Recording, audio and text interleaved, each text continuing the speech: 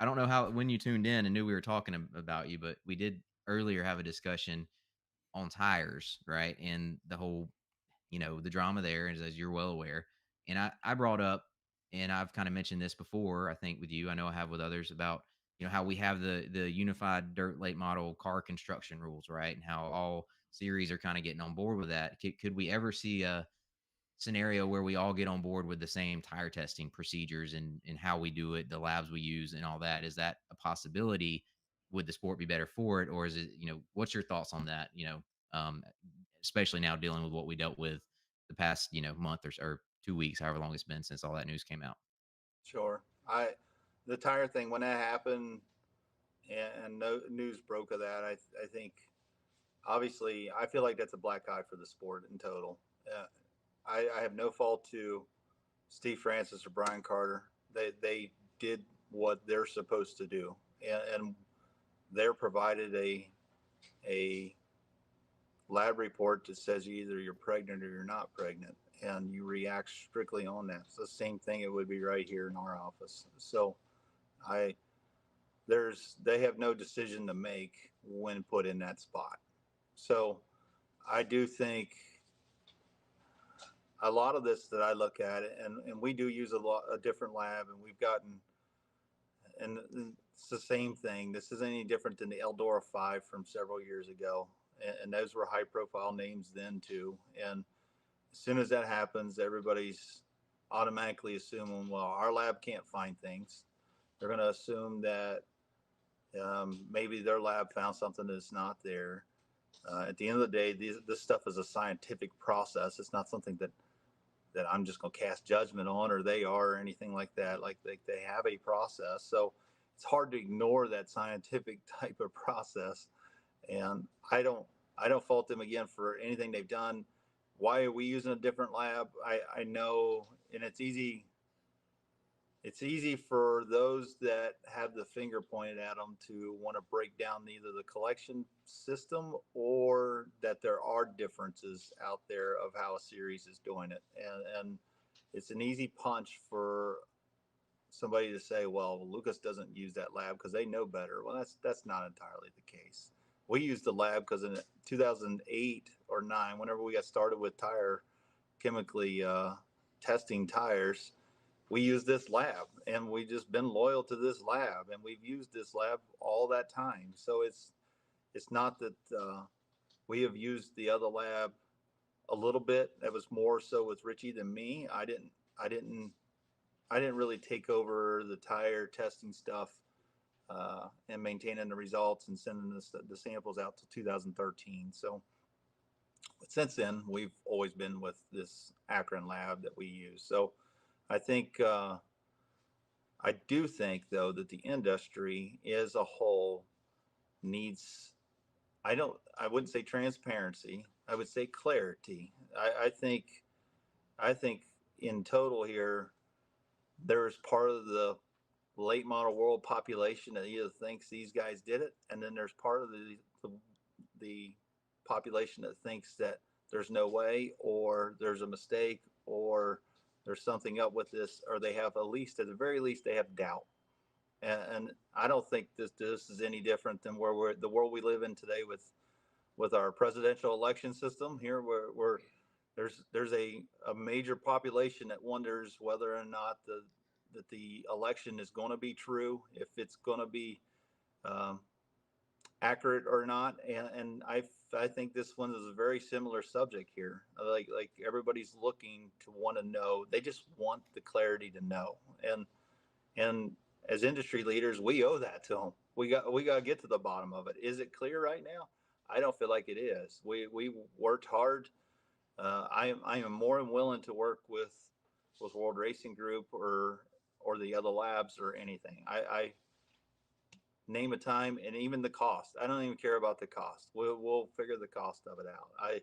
This weekend we collect two samples, an A and a B. We give the C sample to the driver.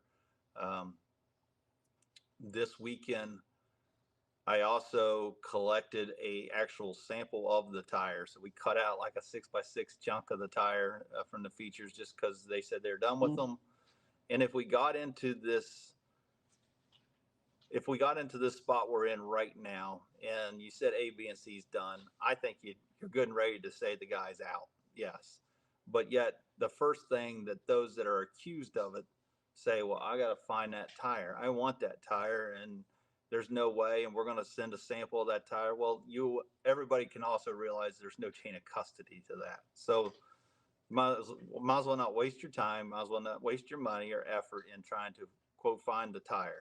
So you could be done with that process. So for this reason only, I think most racers, because it's a house divided this weekend at the racetrack. There's some that think that by golly they got them, and there's some of them out there thinking this could have been me, and what do I do? How do I protect myself? So um, the first night, the top three featured tires, because it's featured tires that I did this on. We did other tires during the course of the night, but the only ones that we cut the chunk out of was the featured tires, because they were no longer going to use them anyways. So we put that in an evidence bag, and that was really just a chain of custody thing that we still maintain it then, so we can send our samples off. We can see how that goes, and because at the end of the day, uh, you want to give them the reasonable doubt to prove their innocence, and you're just trying to do that.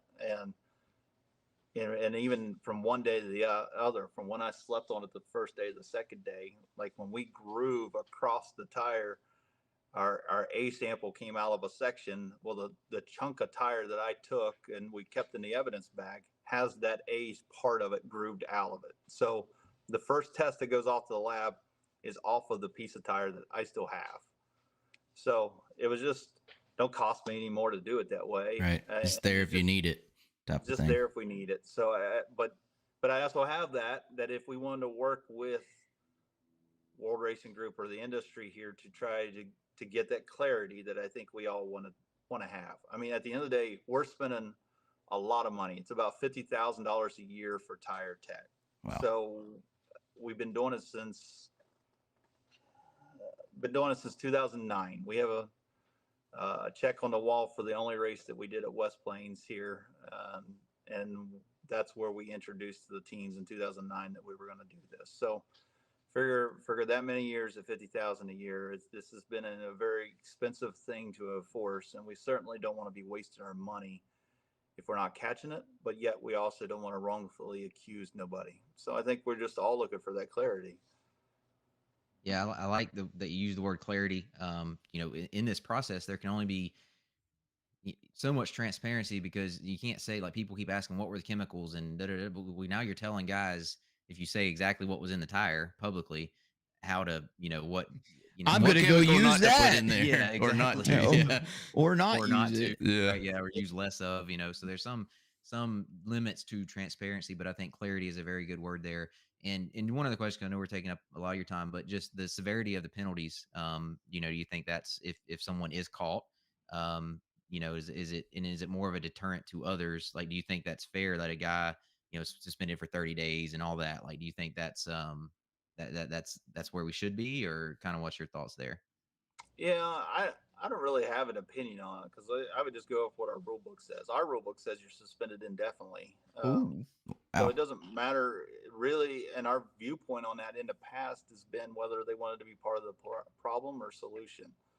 So if they owned up to it and said they did it and said this is where I got it from and I got a sample of the actual liquid and we knew their process, then I would take that into factor of their severity of their suspension. If it goes the other way, of course it would go the other way. So I and that was probably the biggest misconception of this whole thing, with us joining with Steve Francis with the Outlaws on what we were talking about swimming pools and deep freezers, was is that everybody just automatically assumed that this was included in that suspension, between the two of us, that we were Right. aligned on. It's two different things, like the actual testing of the Yeah, chemically altered versus using those, what you're talking about, the deep freezers and swimming pools and stuff. There's two yeah, different rules essentially there. So, yeah, well, and yeah, ultimately we didn't want to see a process, whether that's successful or not. We didn't want to see a process in the future that people were hauling deep freezers in their trailers or swimming pools or standing at the pit gate because we got the gates cleared out and they say, I got to get my ice in there. It's melting and you got to let me in, like that. That's ridiculous proportions that we don't need to go to. So at the end of the day, that takes the fun factor out of racing in a hurry. And we just nipped that in the bud to say we're not dealing with that, guys. There's no need to deal with that sort of action. So washing tires, could you imagine coming off the racetrack after hot laps and a guy complaining to you because they didn't get enough time to get their tires washed before time trials? That's ridiculous. Because rain is coming at us and we're going as fast as we can. We're just not going that far. And that was a lot of that was to curtail that at speed weeks, to stop that nonsense. And really our rule book and the outlaw rule book already had what the suspensions or the penalties for chemically altered lab tests, and that was already an existing rule. So that had nothing to do with that text that went out, really. And in fact, the text even says if any of these above actions are observed, this is the penalty. Well, the above actions list everything that it was. It had nothing to do with the chemically altered through the lab test. Right. Yeah, that makes. I mean, when there were some people assuming that, and I knew from the beginning it didn't. I remember thinking, no, it doesn't say anything about. It didn't say anything about the actual Mm-hmm. test because that's two different things. Like it's a process that you guys use, a process they use, and while I agree with you, and I think we all need to get together on how we can get more clarity and consistency in that process across the board in the sport. Currently, you got to go with your process. They're going with theirs. So I don't, I think that's fair that that you guys didn't need to honor that, or carry that suspension as well when it's not your process. It's not the way you do it. So I think that's to be expected. And anyone thinks differently, I think they just don't understand how that works. But man, I appreciate you calling in. We got right to the bottom of all the questions we've been asking today or discussing, and kind of some clarity for us and hopefully the viewers. And man, we really appreciate you doing that, and also appreciate what you do for the sport. I don't, our viewers probably don't know, but I mean, you've been involved in this thing for a long time, was instrumental in the start of the Lucas Oil Series years ago, and have been there really since day one. I think you might be the only one who's been there longer than Earl Pearson Jr. was, huh? Yeah. I've missed. I don't know. I think I missed 8 races, and this is our 20th season. So Golly. 6 of them was for the week of East Bay in 2011 when our daughter was born, and then a couple funerals along the way. And but other than that, I haven't missed any of them. So yeah, it's I live it, I breathe it, I love it. And there's a lot of days you'd be easy to give up on it because there's a lot of ugly in it as well. But and it's very life consuming. But yeah, I enjoy the heck out of it. Uh, we just raced last night and drive the truck. I drive the semi truck home, get in bed, and had to have our kid off to the bus stop this morning at 6:50, and right back here at the shop as early as we could be. So no worries on time. Yeah, and I think if people don't understand that, the sacrifice that it goes for someone like you, and a lot of people who are involved that do it, um, and help make this sport happen. And I know at our level, we race once or twice a month with our series, and it feels like it's just like you said, life consuming or whatever. I think whatever you use there. Mhm. So I think the amount of effort and work and sacrifice you make as and your officials and your families and everything, we as a sport, whether we realize it or not, we really appreciate that and are fortunate that you do that. So I hope everyone kind of gets has a better understanding of that. And when there are some issues, right, like and some frustrations, have some grace and some understanding. And you guys are still doing the best you can, because it does happen.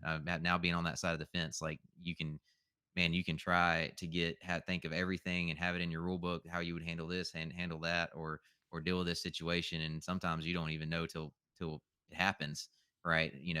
Some of these situations that come up. But you guys do a great job, and we enjoy watching it and participating in it as a race team when we can, and learning from it as a series and organization that we're trying to build with our series. So appreciate you coming on and answering some tough questions and providing some clarity, and look forward to having more discussions in the future.